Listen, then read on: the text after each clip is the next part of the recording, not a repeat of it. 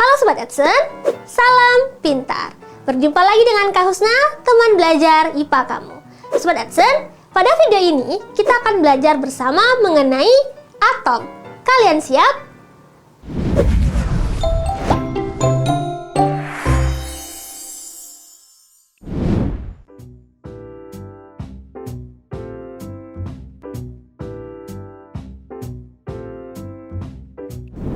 Sobat Edson, jika kamu mengambil sebatang kapur, lalu kamu potong menjadi dua bagian, kemudian hasil potongannya kamu ambil lagi, potong lagi menjadi dua bagian, lalu ambil lagi, potong lagi, potong lagi, potong lagi, sampai menjadi bagian paling kecil yang tidak bisa dipotong lagi. Nah, inilah yang mengawali lahirnya konsep atom, bagian terkecil yang tidak bisa dipotong lagi. Teori atom ini pertama kali dikemukakan oleh seorang ilmuwan bernama Demokritos. Cuma karena kurangnya eksperimen, banyak orang tidak percaya dengan teorinya. Nah, pada awalnya begitu ya. Lalu, waktu berganti dan semakin berkembanglah ilmu pengetahuan, hingga muncul beberapa ilmuwan lain yang mengembangkan konsep model atom secara ilmiah dan lebih meyakinkan.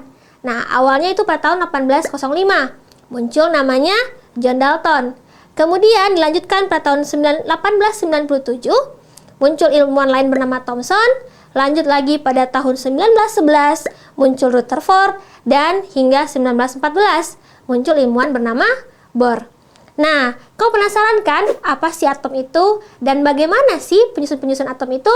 Tonton video ini sampai selesai. Kita mulai pembahasannya dari membahas model atom dulu.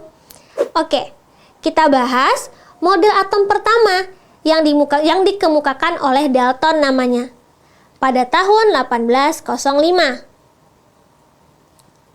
Bagaimana ya Dalton memandang atom? Jadi, menurut Dalton, atom adalah suatu partikel yang menyusun suatu benda dan memiliki ukuran sangat kecil. Tidak bisa diamati oleh mata telanjang gitu ya.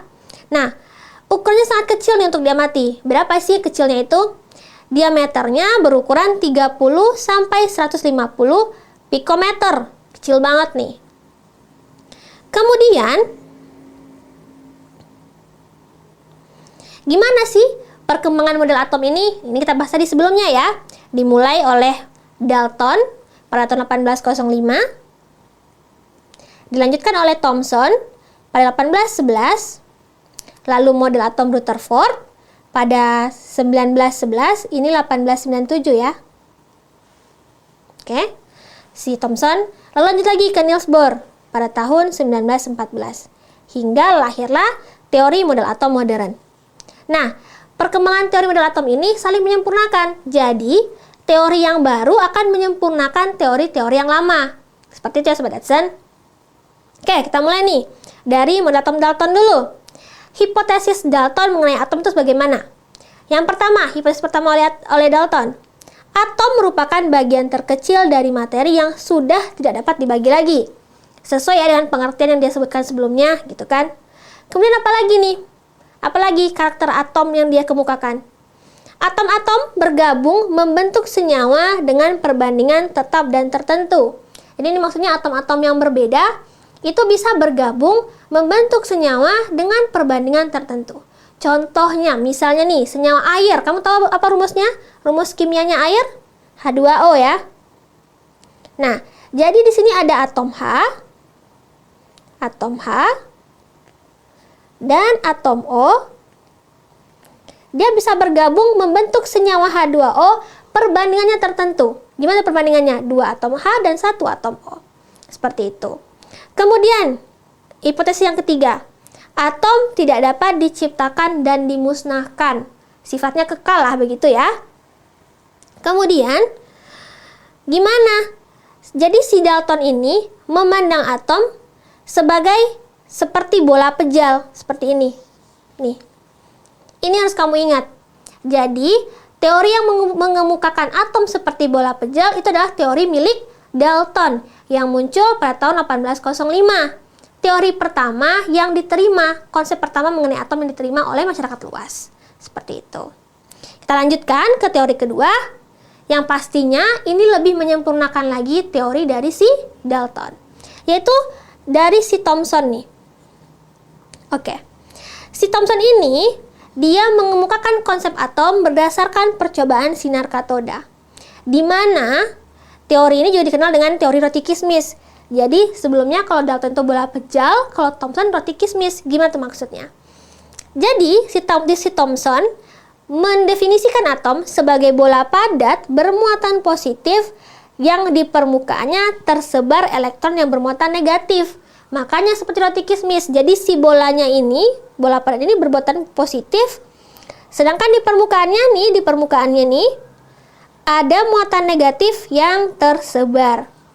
Nah, seperti itu. Itu teori dari Thomson.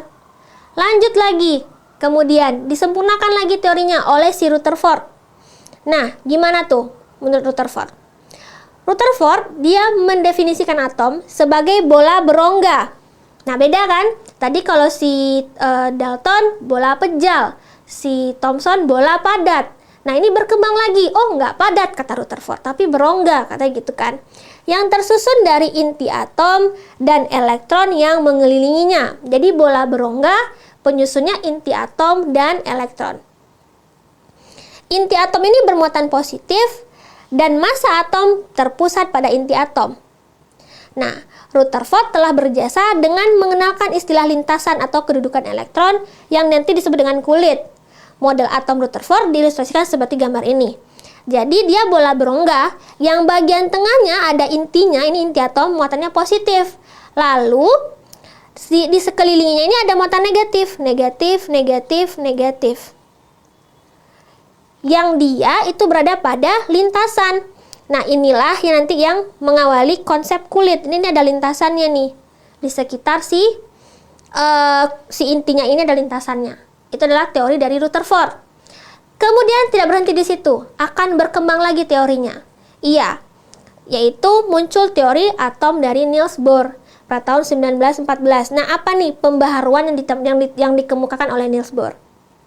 Oke, jadi si Niels Bohr ini dia melakukan percobaan spektrum atom hidrogen yang digunakan sebagai dasar konfigurasi elektron. Jadi nantinya si Niels Bohr inilah yang akan melahirkan konsep konfigurasi elektron pertama kalinya. Nah, dia mengatakan atom terdiri dari inti yang bermuatan positif, sesuai ya dengan konsep Rutherford tadi, intinya positif, lalu dikelilingi oleh elektron yang bermuatan negatif di dalam satu lintasan. Nah, sesuai kan dengan konsep Rutherford tadi, tapi apa pembaharuannya nih gitu kan? Tapi di sini si Bohr berkata, elektronnya dapat berpindah dari satu lintasan ke lintasan lain dengan menyerap atau memancarkan energi, sehingga energi elektron atom tidak akan berkurang. Jadi, si Niels Bohr berkata bahwa si elektronnya itu tidak hanya diam di satu lintasan, tapi dia bisa berpindah dari lintasan satu ke lintasan lainnya dengan menyerap ataupun melepaskan energi. Oke, jika berpindah ke lintasan yang lebih tinggi, elektron akan menyerap energi.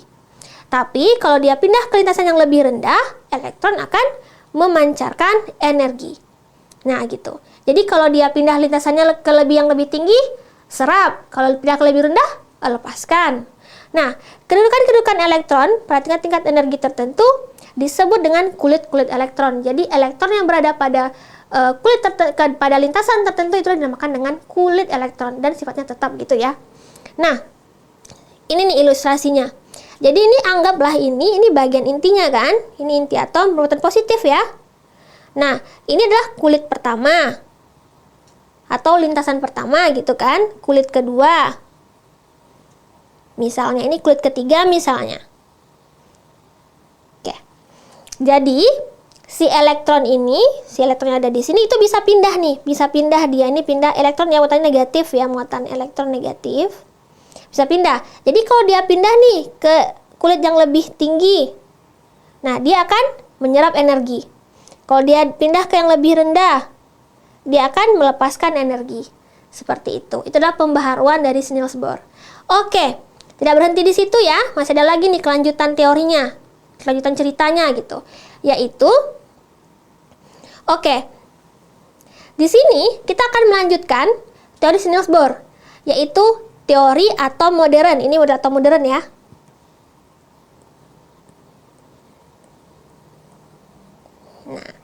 Mode atom modern ini itu berdasarkan teori mekanika kuantum.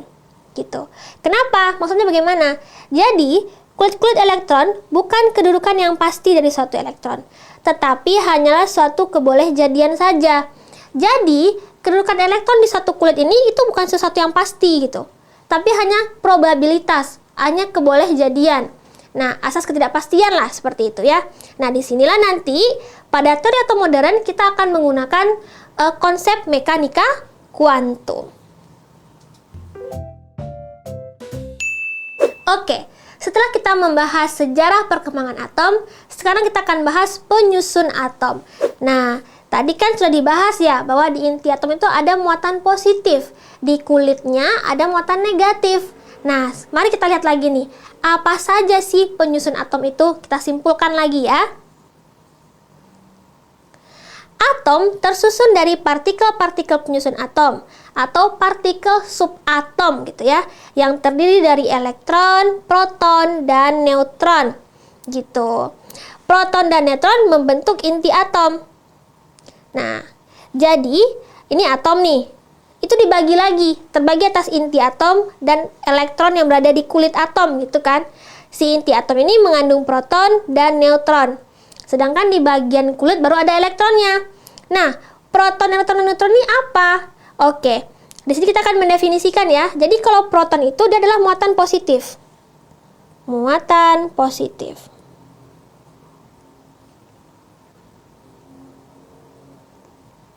Nah, penemunya ini namanya ya Goldstein penemunya. Karena dia muatan positif, berarti muatannya +1 gitu.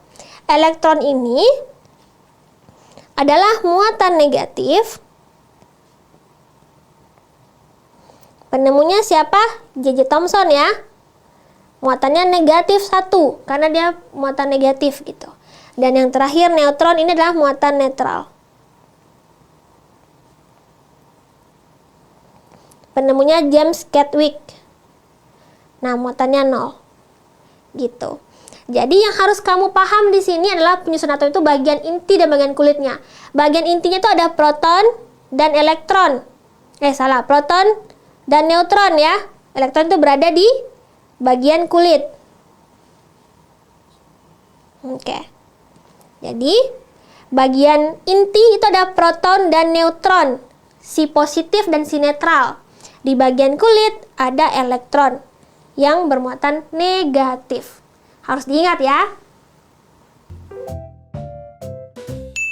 Sobat Edson, demikianlah pembahasan mengenai atom. Semoga bisa dimengerti ya Sobat Edson. Sampai jumpa lagi di video berikutnya. Salam pintar.